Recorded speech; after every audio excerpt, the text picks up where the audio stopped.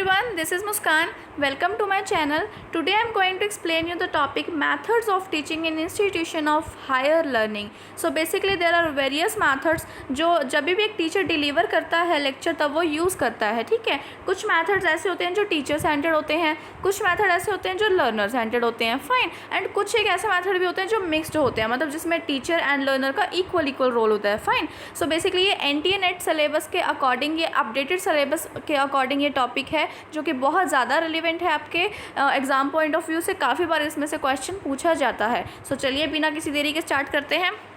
सबसे पहले हम इसमें क्या करेंगे, जब भी हम मेथड्स हम स्टडी कर रहे हैं, ठीक है, teacher centred and learner centred, so उससे पहले हमें पता होना चाहिए कि टीचर सेंटर्ड में क्या होता है एंड लर्नर सेंटर्ड में क्या होता है, फाइन।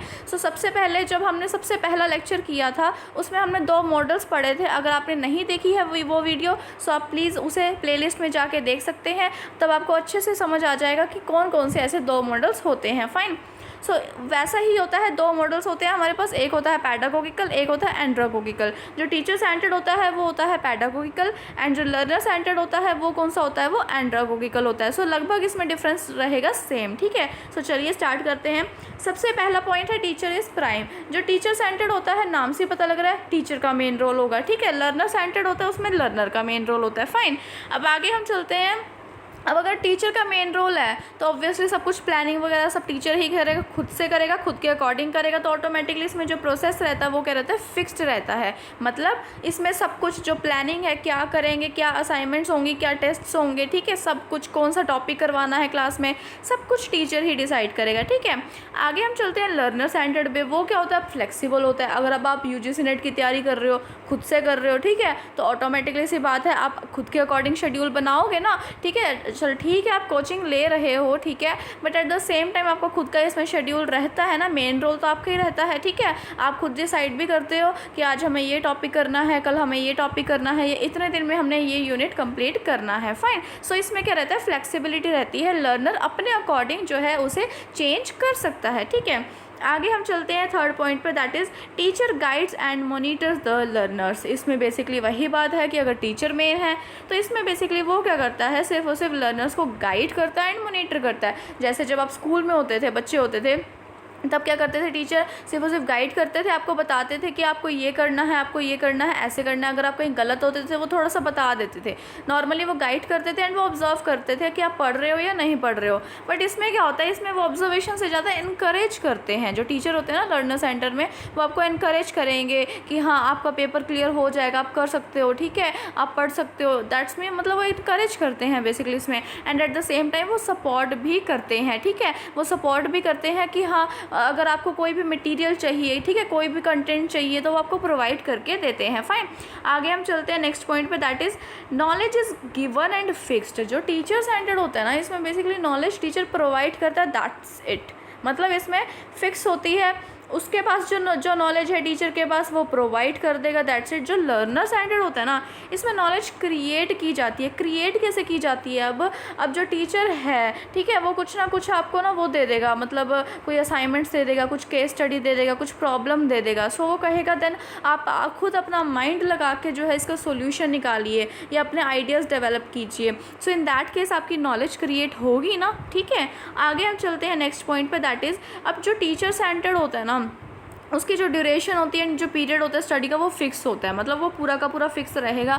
वो अपने अकॉर्डिंग जो है सिलेबस करवाएगा। 3 महीने में करवाना है तो वो 3 में करवाएगा, 6 में करवाना है तो वो 6 में करवाएगा, ठीक है। एंड उसका मतलब वो चीज़ फिक्स रहेगी उसके अकॉर्डिंग। बट जो लर्नर सेंटर्ड होता है ना, अब आप यूजीसी नेट की तैयारी कर रहे हो, सो आपके अकॉर्डिंग उस आपके ऊपर है। आप 2 महीने में पूरा का पूरा सिलेबस कंप्लीट कर देते हो, देन आप रिवीजन पे आ जाते हो। कुछ स्टूडेंट्स ऐसे होते हैं जो 3 महीने में सिलेबस कंप्लीट करेंगे, देन वो रिवीजन करेंगे, ठीक है। सो ये स्टूडेंट है वो अपने ऊपर डिपेंड होता है, ठीक है। इसमें वो कुछ फिक्स जैसा नहीं होता है, ठीक है।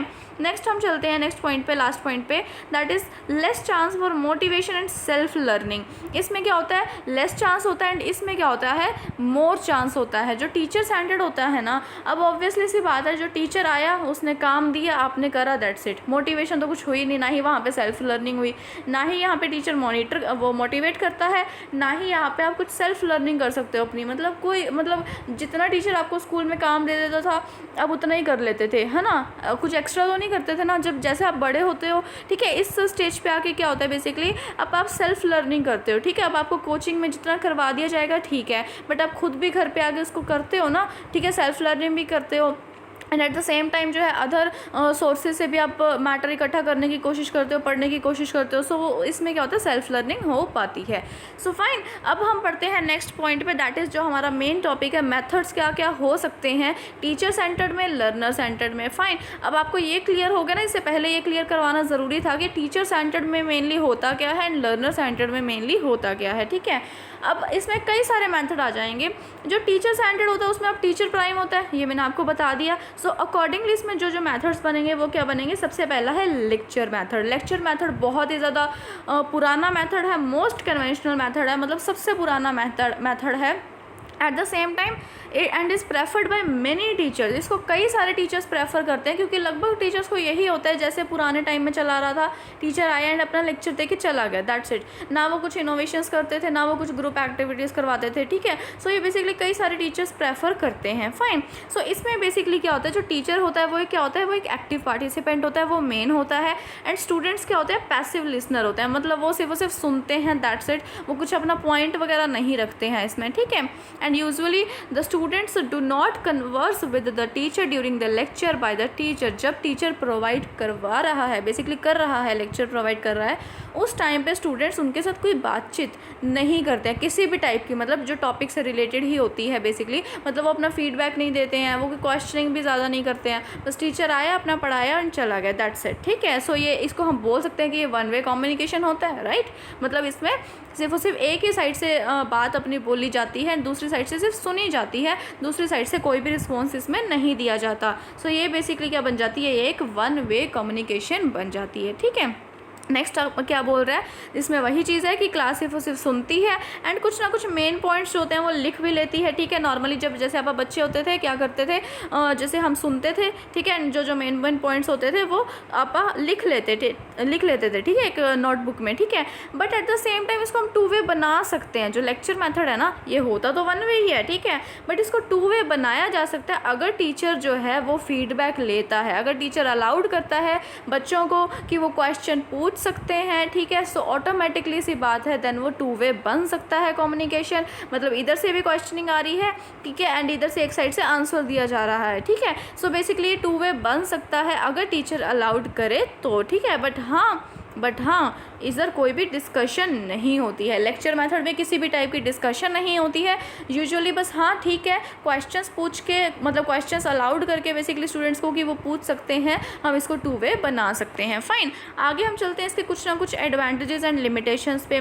जो लेक्चर मेथड होता है ना, इसके ये बहुत ही ज़्यादा इकोनॉमिकल होता है, मतलब बहुत ही ज़्यादा सस्ता होता है, बहुत ही ज़्यादा इसमें एक्सपेंसेस कम होते हैं, ठीक है, कोई खर्चा नहीं लगता, ठीक है, कोई टेक्निक्स नहीं यूज़ की जाती है। एट द सेम टाइम इसमें ये टाइम में हो जाता है। अब टीचर के अकॉर्डिंग होगा सब कुछ, ठीक है। नेक्स्ट पॉइंट क्या बोल रहा है, टीचर के अकॉर्डिंग होगा सब कुछ, टीचर ही प्लान करेगा, तो ऑटोमेटिकली सी बात है टाइम तो कम ही लगेगा ना। वो अपने अकॉर्डिंग उसने डिसाइड कर लिया कि मैंने पूरा सिलेबस 3 महीने में कंप्लीट करवाना है। सो इन दिस वे सिलेबस भी पूरा कंप्लीट हो जाता है एंड दस सेव्स टाइम भी बचता है, ठीक है। Next one is it simplifies the task of the teacher. मतलब इसमें क्या है, अब टीचर है, ठीक है, वो कुछ पूछ ही नहीं रहा है स्टूडेंट उनसे, ठीक है, अब उसको वन वे अपना कम्युनिकेशन दे के जाना है, तो टीचर का तो कोई झमेला हुआ ही नहीं ना। मतलब उसका तो जो टास्क है वो बहुत ज़्यादा सिंपल हो जाता है, ठीक है। सो उसको ज़्यादा उसमें मेहनत वगैरह नहीं करनी होती है, ठीक है। आगे कुछ एक ऑब्वियसली लिमिटेशंस भी रहेंगी, हर एक मेथड की रहती हैं, ठीक है।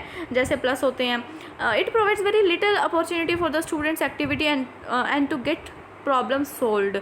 इसमें क्या होता है बेसिकली, अब जब बच्चे क्वेश्चन ही नहीं पूछ रहे हैं तो स्टूडेंट एक्टिविटी भी कुछ नहीं हुई, ठीक है। स्टूडेंट एक्टिविटी नहीं हुई, अगर कोई बच्चों के माइंड में प्रॉब्लम आती भी है ना, माइंड में मतलब लेक्चर के दौरान, तो भी वो पूछ नहीं पाते हैं, उनके बस वो उनके तक ही रह जाती है, मतलब उनकी प्रॉब्लम सॉल्व नहीं हो पाती है, ठीक है।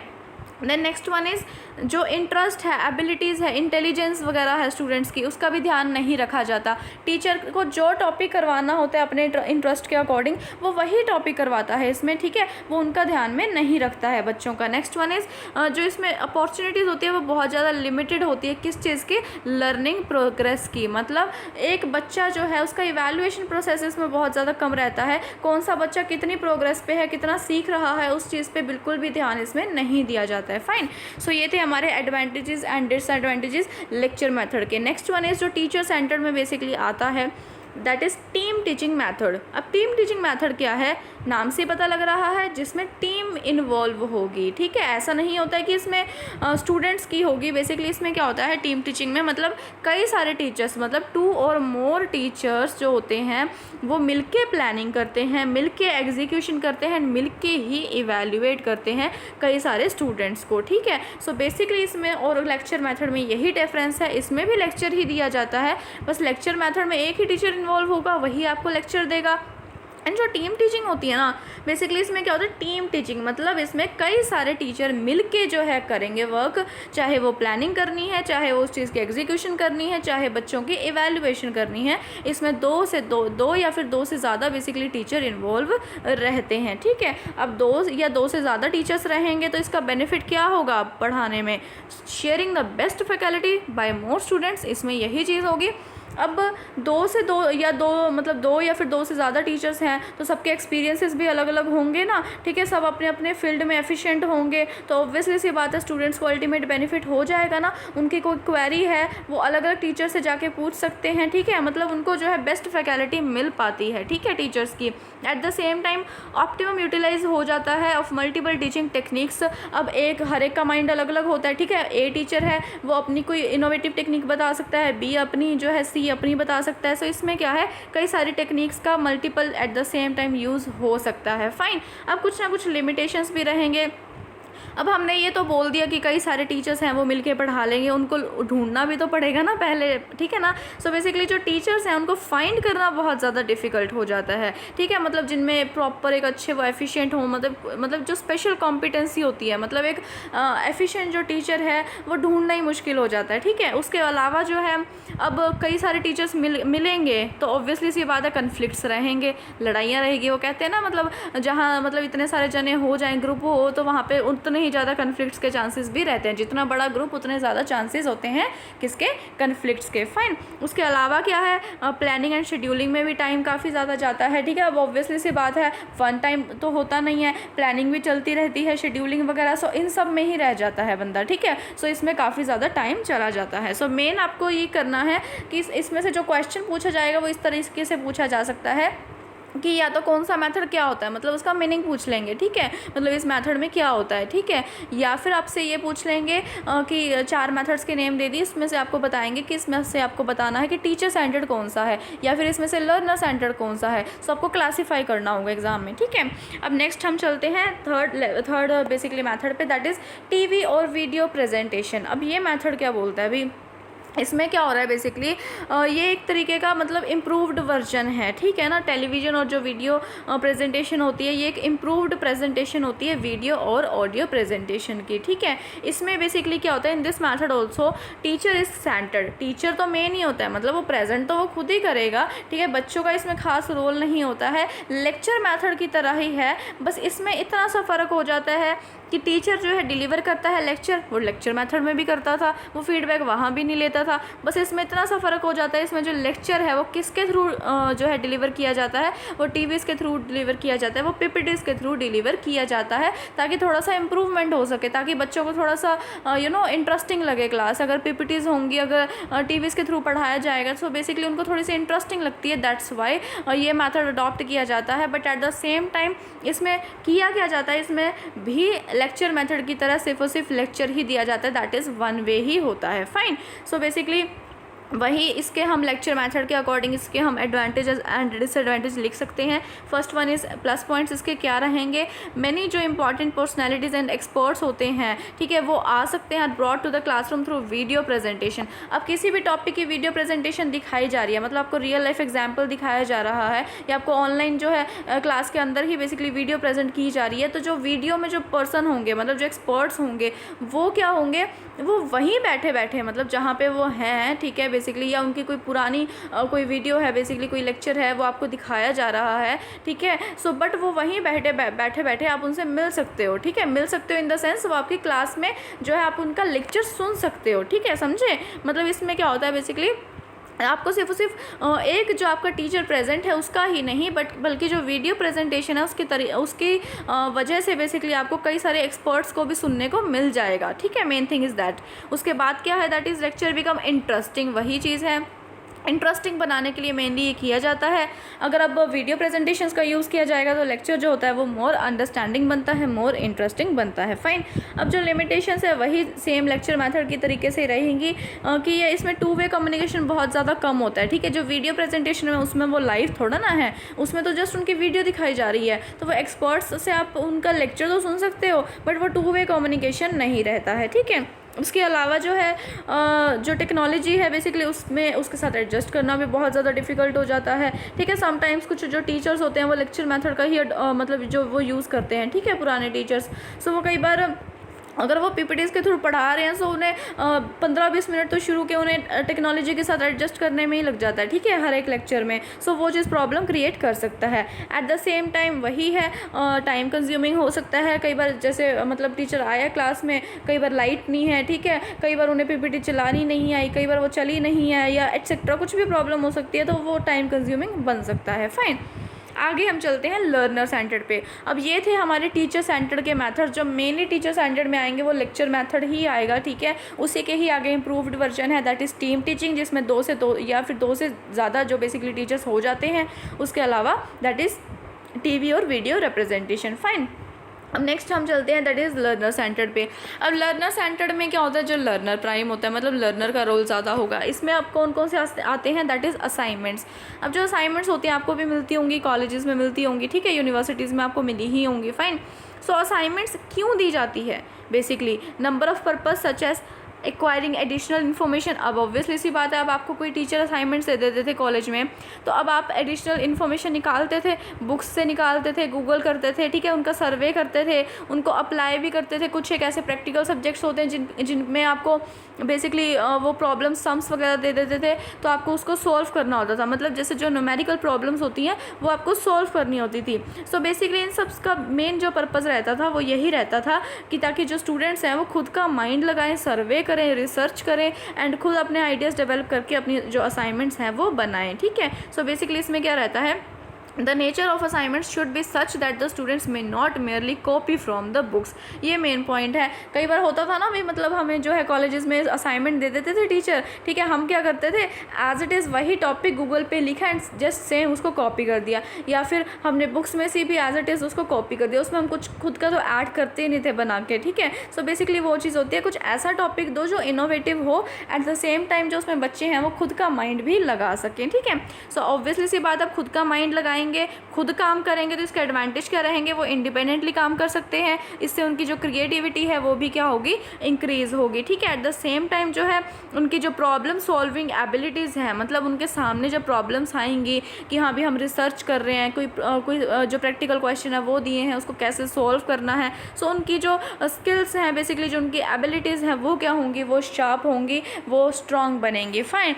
उसके बाद क्या है, इसकी लिमिटेशन भी कुछ ना कुछ रहेंगी। लिमिटेशन वही चीज़ रहेगी कि अगर जो बुक में से बच्चा कॉपी कर लेता है, सो इन दैट केस बच्चे की डेवलपमेंट नहीं हो पाएगी, ठीक है। अगर असाइनमेंट टीचर ने केयरफुली प्लान की है, ऐसा टॉपिक दिया है, ठीक है, या फिर कई बार क्या होता है बच्चे अदर बच्चों की मतलब कॉपी कर लेते हैं, या तो बुक्स में से या फिर अदर बच्चों की। कई बार क्या होता है टॉपिक सबके सेम से दे देता है टीचर, ठीक है, बस 3-4 टॉपिक होते हैं, वही जो है ग्रुप्स में बांट दिए जाते हैं, ठीक है। सो बच्चे क्या करते हैं एक दूसरे का कॉपी कर लेते हैं या फिर वो बुक्स में से कॉपी कर लेते हैं। सो इन दैट केस क्या हो रहा है बेसिकली जो बुक्स में से कॉपी ना करें, अगर वो बुक्स में से कर रहे हैं तो वो क्या हो जाएगा, मेयरली उनकी डेवलपमेंट नहीं हो पाएगी, ठीक है। सो ये इसकी लिमिटेशन रहती है। फाइन, आगे हम चलते हैं नेक्स्ट मैथड पे, that is programmed instruction method.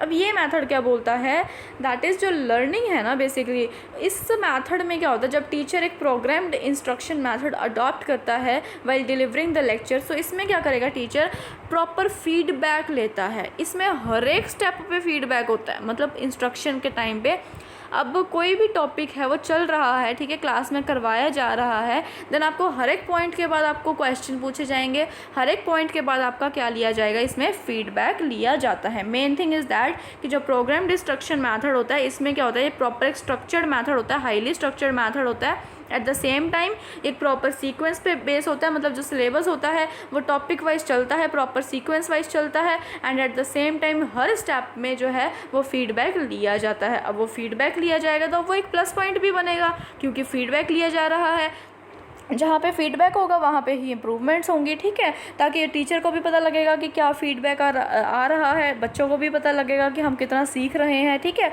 सो उतने ही ज़्यादा क्या रहेगी बेसिकली इसमें, जितना ज़्यादा फीडबैक रहेगा उतनी ज़्यादा इम्प्रूवमेंट्स रहेंगी। फाइन, उसके अलावा क्या है बेसिकली लर्नर की पार्टिसिपेशन अच्छी हो जाती है, ठीक है, एंड इसको हम किसी भी सब्जेक्ट में यूज़ कर सकते हैं, ठीक है। अब लर्नर की पार्टिसिपेशन तो रहेगी ना, उनसे पूछा जा रहा है हर स्टेप के बाद कि क्या समझ में आया, कितना समझ में आया, ठीक है, क्या क्वेश्चन है, क्वेरी है, एटसेट्रा, सब पूछा जा रहा है उनसे, तो ऑब्वियसली सी बात है उनकी पार्टिसिपेशन रहेंगी।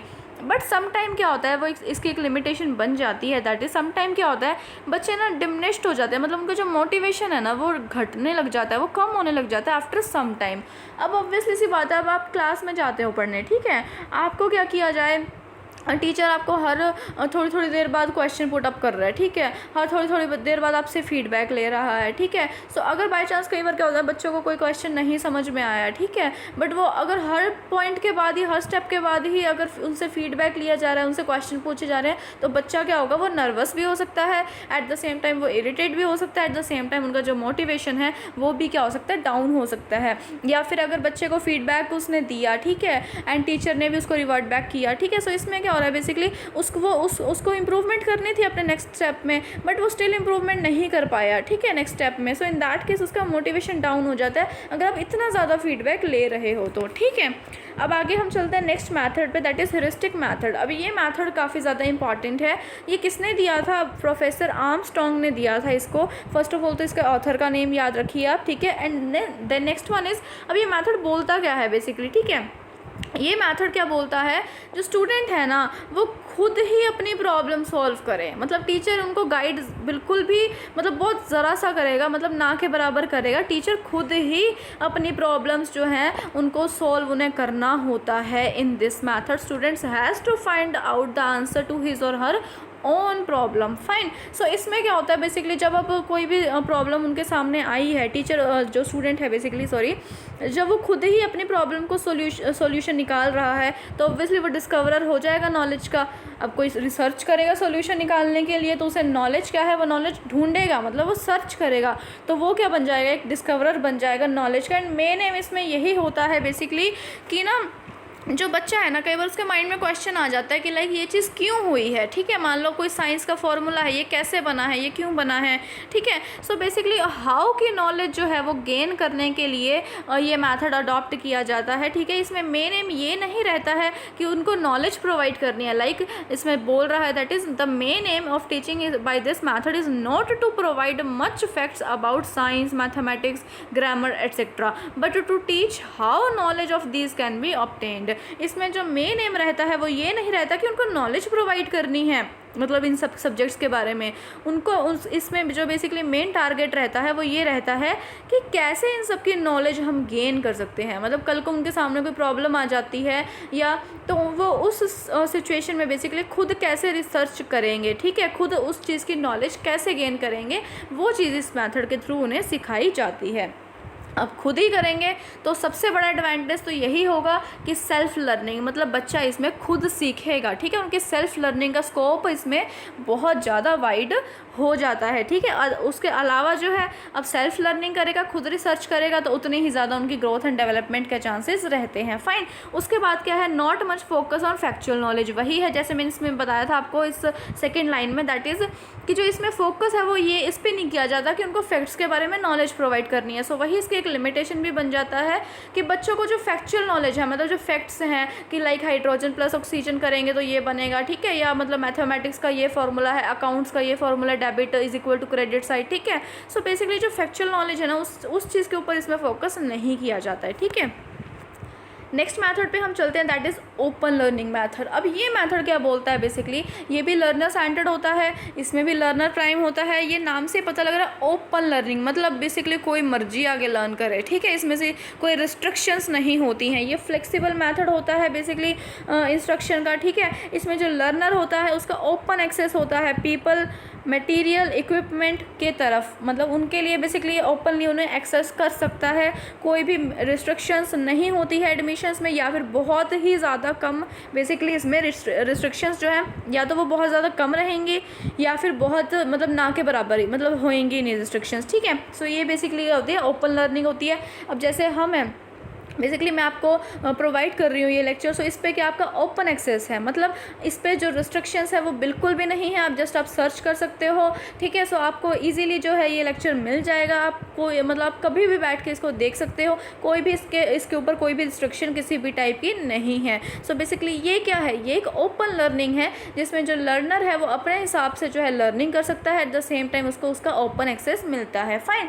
उसके बाद क्या है, बेसिकली क्या बोल रहा है, बेसिकली इसमें ट्यूटोरियल्स के थ्रू पढ़ाया जाता है, ठीक है। एट द सेम टाइम अगर फेस टू फेस जो मतलब इंटरेक्शन होती है, ये मतलब अगर होती है तो उससे और ज़्यादा इंटरेक्टिव क्लास बनती है, ठीक है। अगर मैं जो है वो वेबकैम ऑन कर लूँ, ठीक है, सो इससे क्या होगा, बेसिकली आप मेरा फेस भी देख सकते हैं। इससे क्या होगा, जो आप जो है और ज़्यादा इंटरेक्ट कर पाएंगे, ठीक है। सो बेसिकली इसमें क्या होता है, अगर फेस टू फेस इंटरेक्शन रहता है, मतलब वो होना चाहिए, should form a part of open learning, ठीक है। And for open learning basically इसमें क्या होता है, मल्टीमीडिया का यूज़ किया जाता है, ठीक है। मल्टीमीडिया का यूज़ होता है, मतलब पीपीटीज का यूज़ होता है, ठीक है। इंटरनेट का यूज़ होता है, यूट्यूब का यूज़ हो रहा है, ठीक है। इसमें बेसिकली क्या हो रहा है, यूट्यूब एक क्या है, ये एक मल्टीमीडिया एक प्लेटफॉर्म ही है ना, ठीक है। सो बेसिकली इसमें क्या होता है, ओपन लर्निंग में कोई भी एक्सेस इसको कर सकता है। अब कोई भी एक्सेस कर रहा है तो ऑब्वियसली सी बात है खर्चा भी नहीं होगा, ठीक है। अब आप घर पे बैठ के विदाउट एनी कॉस्ट, आपको जस्ट एक इंटरनेट कनेक्शन चाहिए, ठीक है, आप इजीली जो है लर्निंग कर सकते हो। एट द सेम टाइम ये फ्लेक्सिबिलिटी प्रोवाइड करता है। अब आप चाहे इसको आप रात को बैठ के देखो, चाहे आप दिन में बैठ के देखो, चाहे आप सुबह देखो, किसी भी टाइम देखो, चाहे आप इसको रिपीट करके देखो, ठीक है, चाहे आप इसको आधा देख लो फिर, ठीक है, आधा आप बाद में देख लो, ठीक है। सो ये क्या हो रहा है, एक फ्लेक्सिबिलिटी प्रोवाइड कर रहे हैं ना, ठीक है। उसके बाद क्या इसकी लिमिटेशंस, अब लिमिटेशंस क्या है इसकी, that is it requires time, expertise, resources and hence not suitable subjects of rapidly changing nature। अब इसमें क्या बोल रहा है, इसमें क्या होता है, बेसिकली टाइम चाहिए, एक्सपर्टाइज चाहिए, ठीक है। अब कुछ एक ऐसी टेक्नोलॉजीज़ होती हैं जिनमें एडजस्ट करना बहुत ज़्यादा डिफिकल्ट हो जाता है, ठीक है। सो टीचर को क्या होना चाहिए, एक्सपर्ट होना चाहिए इस मामले में, कि उसको जो है अच्छे से आना चाहिए कि वो कैसे ऑनलाइन पढ़ाएगा, ठीक है, ओपन लर्निंग करवाएगा। Eight the same time time जाता है, वो ऑब्वियसली सी बात है। अब जैसे मैं हूँ, अब पीपीटी बनाते हैं, ठीक है, उसके बाद हम वीडियो लेक्चर भी रिकॉर्ड करते हैं, ठीक है, देन उसको अपलोड करते हैं। सो ऑब्वियसली सी बात है, इन सब में टाइम तो जाता ही है, ठीक है। सो कुछ एक ऐसे सब्जेक्ट होते हैं जो रिपीटेडली नेचर मतलब चेंजिंग नेचर के होते हैं, मतलब जिनका सिलेबस जो है वो लगभग हर साल चेंज हो जाता है या उसमें मॉडिफिकेशंस बहुत ज़्यादा होती है। सो इन दैट केस जो है ये थोड़ा सा कम सूटेबल रहता है, क्योंकि अब जो बच्चे हैं वो पुराना लेक्चर देखेंगे, ठीक है। अब अगर कोई अमेंडमेंट्स हुई हैं तो ऑब्वियसली सी बात है उस टाइम पे उनके लिए थोड़ी सी प्रॉब्लम क्रिएट हो सकती है, ठीक है। उसके अलावा क्या है, that is objectives are not effectively fulfilled. इसमें क्या होता है, बेसिकली कई बार ऑब्जेक्टिव्स भी नहीं पूरे हो पाते हैं, ठीक है, स्टूडेंट्स के भी, eight the same time teacher के भी। अब जब टीचर ने सोचा हुआ है कि हम 4 लेक्चर अपलोड करेंगे बट वो नहीं कर पाते हैं कई बार ड्यू टू एनी सिचुएशन। सो कई बार क्या होता है, बेसिकली इसमें ऑब्जेक्टिव्स जो है वो फुलफिल नहीं हो पाते हैं, ठीक है।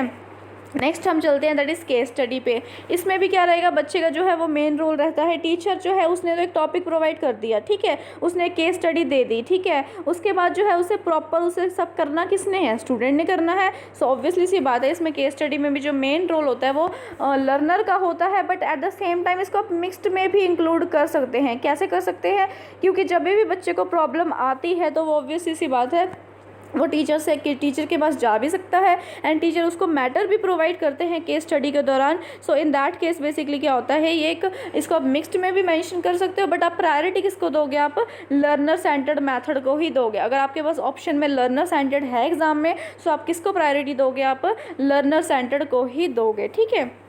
आइए इसमें पढ़ते हैं अब केस स्टडी होता क्या है। बेसिकली केस क्या होता है, केस कोई भी क्या होता है, description of an actual situation, मतलब जो एक्चुअल में इन रियल लाइफ अगर आपको कोई सिचुएशन दे दी जाए, ठीक है, वो आपको एक केस बन गया आपका एक, ठीक है, उसमें कुछ भी हो सकता है, उसमें एक डिसीजन हो सकता है, एक चैलेंज, अपॉर्चुनिटी, प्रॉब्लम और an issue faced by a person और पर्सन्स, मतलब एक कोई भी सोसाइटी में है, कोई भी एक पर्सन कोई भी इशू फेस कर रहा है, मतलब वो रियल लाइफ सिचुएशन होगी ना, एंड वही आपको टॉपिक दे दिया जाए, सो वो क्या बन जाएगा, आपके लिए एक केस बन जाएगा, एंड उसकी आप क्या करोगे, स्टडी करोगे। सो वो कुछ भी हो सकता है, ज़रूरी नहीं है वो कोई प्रॉब्लम ही हो, वो कोई अपॉर्चुनिटी भी हो सकती है, वो कोई प्लस पॉइंट भी हो सकता है, ठीक है। एट द सेम टाइम अगर आपको कुछ ऐसी केस दे दिया जाए जिसमें आपको डिसीजन लेना हो, ठीक है, आपको कोई ऐसी सिचुएशन दे दी जाए जिसमें आपको बताना हो कि अगर आप इस सिचुएशन में हो तो आप क्या डिसीजन लोगे, ठीक है, उसके अलावा कोई चैलेंज भी इसमें हो सकता है, ठीक है। अगर आप बिजनेसमैन हो एंड अगर आप कोई भी प्रोडक्ट अपना सेल कर रहे हो, सो उस टाइम आप क्या क्या डिसीजंस लोगे, आप कैसे उस चीज़ को डील करोगे, आप कैसे मार्केटिंग करोगे, ठीक है, ये क्या हो गया, केस उनको दे दिया गया, ठीक है, रियल लाइफ का। फाइन, सो ये क्या बन जाता है, केस स्टडी बन जाता है, ठीक है। इसमें बेसिकली क्या होता है, जो स्टूडेंट्स है वो एक्टिवली इन्वॉल्व होता है, स्टूडेंट का इसमें मेन रोल होता है, ठीक है, and is no longer an observer in class developments. इसमें बेसिकली क्या होता है, वो सिर्फ और सिर्फ चीज़ों को ऑब्जर्व नहीं करता है, वो एक्चुअल में चीज़ों को अप्लाई करता है इसमें, ठीक है, वो एक्चुअल में चीज़ों को मतलब सोल्व करता है, ठीक है, उसको सिर्फ और सिर्फ ये नहीं कि बस वो ऑब्जर्व करके छोड़ देगा, ठीक है। इसमें क्या होगा, बेसिकली वो चीज़ों को सॉल्व भी करता है, मतलब एक तरीके से वो रिफ्लेक्टिव चीज़ आ जाती है इसमें, ठीक है। उसके बाद क्या है, that is case studies are important for bringing real world problems into a classroom.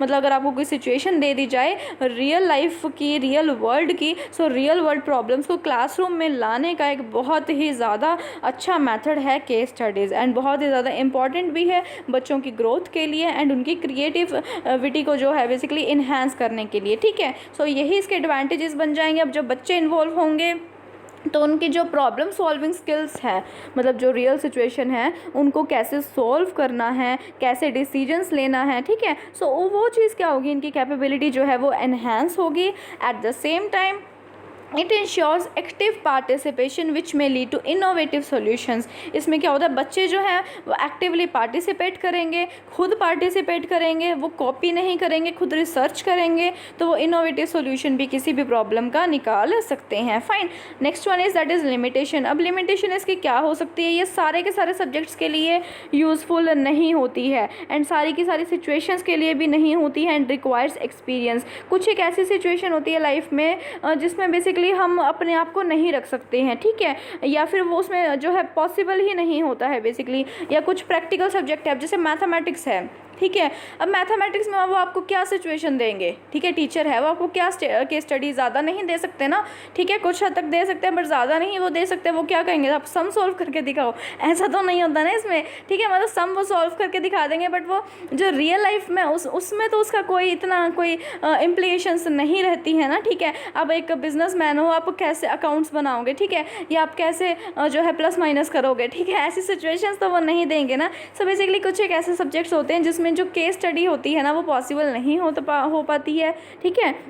And कुछ एक ऐसे सब्जेक्ट्स होते हैं जिसमें कहीं ज़्यादा मतलब काफ़ी ज़्यादा एक्सपीरियंस चाहिए होता है। जैसे अब आप पीएचडी करते हो तो आप रिसर्च करते हो, तब आपके पास आपके सामने होते हैं केस स्टडीज़, ठीक है। सो उस टाइम तक क्या होता है, आपके पास एक्सपीरियंस कुछ हद तक हो जाता है, ठीक है। Next one is mixed group teaching methods. अब हमने पढ़ लिए लर्नर सेंटर्ड मैथड्स कौन कौन से होते हैं, कौन कौन से होते हैं, एक बार आइए रिवाइज कर लेते हैं जल्दी से। सबसे पहला हमने पढ़ा था इसमें असाइनमेंट्स, जो आपको क्लास में इजीली मिल जाती हैं, असाइनमेंट्स जिसमें आप खुद का सर्वे करते हो एट द सेम टाइम। उसके बाद हमने पढ़ा था that is programmed instruction method, programme instruction method जिसमें हर एक स्टेप में जो होता है वो फीडबैक इन्वॉल्व होता है, ठीक है। Next one is heuristic method, इसमें क्या होता था बच्चे जो है वो खुद की जो ऑन प्रॉब्लम्स है वो खुद ही सॉल्व करते थे, एट द सेम टाइम वो हाउ का आंसर ढूंढते थे, मतलब एक नॉलेज कैसे हम ऑब्टेन कर सकते हैं, ठीक है। उसके बाद क्या है ओपन लर्निंग, जिसमें ओपन एक्सेस होता था हर एक बच्चे का, ओपनली जो है वो कोई भी बच्चा कैसे भी अपने अकॉर्डिंग, अपनी कन्वीनियंस के अकॉर्डिंग वो सीख सकता है, ठीक है। उसके बाद हम चलते हैं केस स्टडी पे। केस स्टडी मतलब आपको एक केस दे दिया जाता है, मतलब एक आपको एक एक्चुअल सिचुएशन दी जाती है एंड बोला जाता है आप इसे सॉल्व करिए, ठीक है। सो ये थे हमारे मैथड्स जो हमारे लर्निंग सेंटर में आते हैं, ठीक है। इसमें जो लर्नर होता है उसका मेन रोल होता है, ठीक है। टीचर सिर्फ और सिर्फ गाइड करते हैं, टीचर मैटर प्रोवाइड कर सकते हैं, मैटर भी एक्चुअली बच्चों को ही ढूंढना होता है, टीचर सिर्फ वो सिर्फ गाइड कर सकते हैं आपको, या फिर वो टॉपिक दे देंगे आपको, आगे आपको सारा काम आपका ही है एंड एट द एंड वो आपको इवैल्यूएशन कर सकते हैं। फाइन, आगे हम चलते हैं मिक्स्ड ग्रुप पे। कुछ मेथड्स ऐसे होते हैं बेसिकली ना जिसमें दोनों का रोल होता है, मतलब इसमें आप ये नहीं बोल सकते हो कि आप टीचर का ज़्यादा रोल होता है, ठीक है, एंड या फिर बच्चों का ज़्यादा रोल होता है, ठीक है। इसमें 50-50 सा रहता है, मतलब लगभग 50-50 रहता है। सो दैट्स वाई इसको हम मिक्स्ड में ही मेंशन करेंगे। That is first one is group discussion. अब कई बार क्या होता है, ये एक इनोवेटिव मैथड होता है, जो टीचर होता है ना वो यूज़ करता है ग्रुप डिस्कशन। अब हमने वो टीचर सेंटर्ड था, वो पहले क्या था, तब लेक्चर मैथड अडॉप्ट करता था, सिर्फ लेक्चर देता था, ठीक है।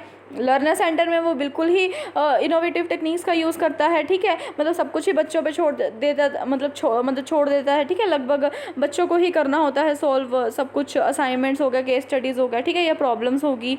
अब कुछ मिक्स्ड सेंटर मेथड्स में क्या होता है बेसिकली, टीचर भी eight the same time involve होता है, बच्चे भी होते हैं। अब जैसे ग्रुप डिस्कशन हो रही है, group discussion first of all तो होता क्या है आपको मैं मीनिंग बता दूं।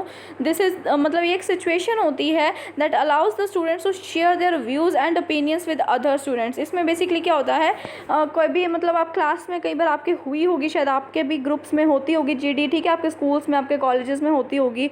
उसमें क्या होता था बेसिकली ग्रुप्स बन जाते थे, ठीक है, एंड ग्रुप में होके बच्चे जो है आपस में अपने व्यूज़ शेयर करते थे, अपने ओपिनियंस शेयर करते थे, जो उनका एक पर्टिकुलर टॉपिक आपको दे दिया जाता था, ठीक है, by the teacher, and teacher बोलता था इस पे डिस्कशन कीजिए। सो सब बच्चे क्या है बेसिकली अपना अपना व्यू रखते थे, उनके क्या उस जो टॉपिक को लेके ओपिनियंस है, सजेशंस है वो रखते थे एंड वो शेयर करते थे विद द अदर स्टूडेंट्स। सो इसमें ये चीज़ रहती थी। Fine, so it is a systematic exchange of information and opinions about a topic among the members of a group. Basically क्या होता है, इसमें जितने भी मेंबर्स हैं ग्रुप के, उनमें एक सिस्टमैटिक तरीके से जो है वो इन्फॉर्मेशन का एक्सचेंज होता है, ओपिनियंस का एक्सचेंज होता है, सब जो बच्चे हैं आपस में मिलके शेयर करते हैं। अब वो शेयर करेंगे तो ऑब्वियसली सी बात है, इतने सारे स्टूडेंट्स मिलके शेयर कर रहे हैं अपने आइडियाज़ वगैरह, अपनी नॉलेज को, तो ऑब्वियसली सी बात है उनकी जो स्टूडेंट्स की नॉलेज है वो मतलब बूस्टअप होगी ना, ठीक है, वो पुल अप होगी, ठीक है, उनको और नॉलेज मिलेगी, जो अदर बच्चों के ओपिनियंस है वो उनको सुनने को मिलेंगे, ठीक है। सो उनकी जो खुद की नॉलेज है वो क्या होती है बेसिकली इसमें बूस्टअप होती है, ठीक है। उसके अलावा क्या है, learning together develops team spirit. इसमें क्या है, जब बच्चे जो है वो ग्रुप एक्टिविटी में काम करना सीखते हैं, ठीक है, पढ़ना सीखते हैं कि कैसे हम मतलब एक ग्रुप में होके हम कैसे अपने आइडियाज़ को सामने रख के हम मिलके काम कर सकते हैं, ठीक है। सो बेसिकली क्या टीम स्पिरिट को डेवलप करता है। उसके अलावा क्या है, जो कम्युनिकेशन स्किल्स है ना उसके लिए अच्छा होता है। अब ऑब्वियसली सी बात है, अब जब ग्रुप डिस्कशन होती है तो वो बोल के होती है डिस्कशन, ठीक है, मेनली, ठीक है। सो मतलब हाँ ठीक है, आप कुछ अपने पॉइंट्स मेंशन कर सकते हो एक नोटबुक में जो जो आपको बोलने हैं, but at the same time and में तो आपको बोलना ही होता है ना, ठीक है, आप बोल के ही बताते हो, ठीक है। सो इसमें बेसिकली क्या है, जो आपकी कम्युनिकेशन स्किल्स है वो इम्प्रूव होती है। एट द सेम टाइम अब कम्युनिकेशन स्किल्स इम्प्रूव होगी तो आपका कॉन्फिडेंस भी बूस्टअप होगा, ठीक है, आपको पता चलता है कि कैसे एक ग्रुप में जो है हम बोल सकते हैं, आपको कॉन्फिडेंस बिल्टअप होता है, ठीक है। Next one is it's limitation. अब ग्रुप डिस्कशन हो रही है ना तो कई बार क्या होता है, अननेसेसरी आर्ग्यूमेंट्स हो जाते हैं, मतलब वो जो डिस्कशन है ना वो ऑफ द ट्रैक चली जाती है, टॉपिक कुछ और था वो बन कुछ और जाता है, वो मतलब राई का पार्ट वाली बात हो जाती है, ठीक है, मतलब टॉपिक जो है कुछ और चल रहा है, ठीक है, वो होते होते डिस्कशन जो है अननेसेसरी आर्ग्यूमेंट्स हो जाते हैं, कई बार डिबेट्स भी बन जाती हैं, ठीक है। सो बेसिकली इसमें क्या होता है, वो उस सिचुएशन में जो है ना वो जो टॉपिक था उससे वो भटक के वो तो कहीं रह जाता है टॉपिक, तो ठीक है, ट्रैक से भटक के जो है कुछ और ही डिस्कशन चालू हो जाती है, ठीक है। उसके बाद नेक्स्ट पॉइंट क्या, that is possibility of domination by session by a few students and may creates emotional stress. अब कई बार आपने शायद एक्सपीरियंस भी किया हो या कहीं देखा हो या सुना हो, कई बार कोई क्या होता है जो ग्रुप में ना कुछ एक बच्चे ऐसे होते हैं जो बेसिकली ना डोमिनेट करते हैं अदर स्टूडेंट्स को, ठीक है, वो अननेसेसरी उन्हें डोमिनेट करते हैं या वो बीच में डिसिप्लिन नहीं क्रिएट करते हैं, बेसिकली अनडिसिप्लिन्ड होते हैं, ठीक है। सो बेसिकली जो बाकी स्टूडेंट्स हैं ना वो स्ट्रेस में आ जाते हैं, ठीक है, या कई बार वो पर्सनल लेवल पे कमेंटिंग कर देते हैं, ठीक है, मतलब कई बार डिस्कशन तो हो रही है किसी टॉपिक पे, प्रोफेशनल टॉपिक पे, बट वो क्या होता है डिस्कशन करते करते क्या होता है वो कुछ एक स्टूडेंट्स ऐसे होते हैं जो पर्सनल कमेंटिंग करने लग जाते हैं। इससे क्या है फिर जो इमोशनल स्ट्रेस है बच्चे कई बार ले जाते हैं, ठीक है। सो ये इसकी लिमिटेशन बन सकती है। आइए चलिए नेक्स्ट मेथड पे, दैट इज़ डेमोन्स्ट्रेशन मेथड। अब ये क्या है, ये भी मिक्स्ड ग्रुप का ही मेथड है एंड ये लास्ट मेथड है। बेसिकली जो डेमोन्स्ट्रेशन मेथड है ना, इसमें क्या होता है जो टीचर है वो डेमोन्स्ट्रेट करके दिखाता है, ठीक है। अब जैसे अब ग्रुप डिस्कशन था, इसमें बच्चे आपस में डिस्कस कर रहे हैं, ठीक है, बट टीचर तो वहाँ प्रेजेंट होता ही है ना, ऐसा तो है नहीं कि टीचर प्रेजेंट नहीं होता। जो लर्नर सेंटर्ड होता है उसमें आप असाइनमेंट्स आप घर जाके बनाते हो, अपनी केस स्टडी है आप अपने लेवल पे उस पर रिसर्च करते हो, बट जो ग्रुप डिस्कशन है वहाँ पे टीचर प्रेजेंट होता है, ठीक है। At the same time teacher भी उसमें इन्वॉल्व होकर अपने ओपिनियंस रखता है, ठीक है। वैसा ही अब आगे हम चलते हैं डेमोन्स्ट्रेशन पे। डेमोन्स्ट्रेशन में बेसिकली क्या होता है, ये मेथड किस पे बेस्ड है, on the principle of learning by doing. मतलब कोई चीज़ को करके देखो देन लर्न करो। वो कहते हैं ना जितने ज़्यादा प्रैक्टिकली उस चीज़ को करके देखोगे उतना ज़्यादा आपके माइंड में वो चीज़ बैठेगी, ठीक है। सो बेसिकली इसमें क्या रहता है, लर्निंग बाय डूइंग रहता है इस मेथड में। जो द टर्म डेमोन्स्ट्रेशन है, डेमोन्स्ट्रेशन का बेसिकली मीनिंग क्या होता है, मीन्स टू शो। मतलब कोई भी चीज़ आप डेमोन्स्ट्रेट करके दिखा रहे हो, कोई भी आपको थ्योरेटिकल आपने कोई भी टॉपिक पढ़ा है, कोई भी आपने आइडियाज़ है, अपना कोई प्रोसेस है, उसे आप एक्चुअली में उस चीज़ को करके दिखा रहे हो, ठीक है। या फिर आपने कोई वीडियो चला दी है उसमें वो चीज़, या फिर कोई भी प्रेजेंटेशन है बेसिकली उसमें वो चीज़ दिखाई जा रही है कि ये कैसे कैसे होता है, ठीक है। सो वो क्या हो जाता है, टॉपिक के बारे में डेमोन्स्ट्रेट किया जा रहा है, ठीक है।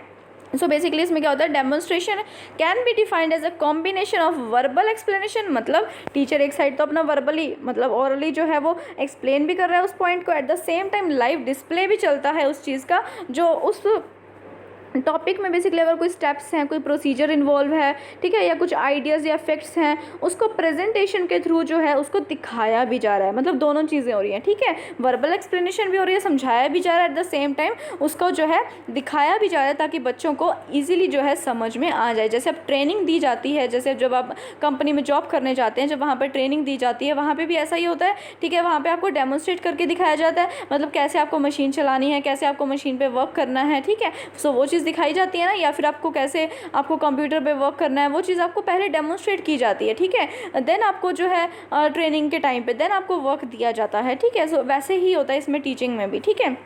अब एडवांटेजेस क्या होंगे, अब अगर आपको डेमोन्स्ट्रेट करके दिखाया जा रहा है उस चीज़ को तो ऑब्वियसली सी बात है आपको जो है प्रॉपर उस आइडियाज़ को, उस प्रोसेस को आप अच्छे तरीके से समझ सकते हो, ठीक है। क्लास इंटरेस्टिंग बनती है, मतलब इसमें क्या होता है basically mental and physical participation के ज़्यादा चांसेस रहते हैं। इसमें क्या होता है जो लेक्चर मेथड होता है ना उसमें बच्चे बोर हो जाते हैं, ठीक है।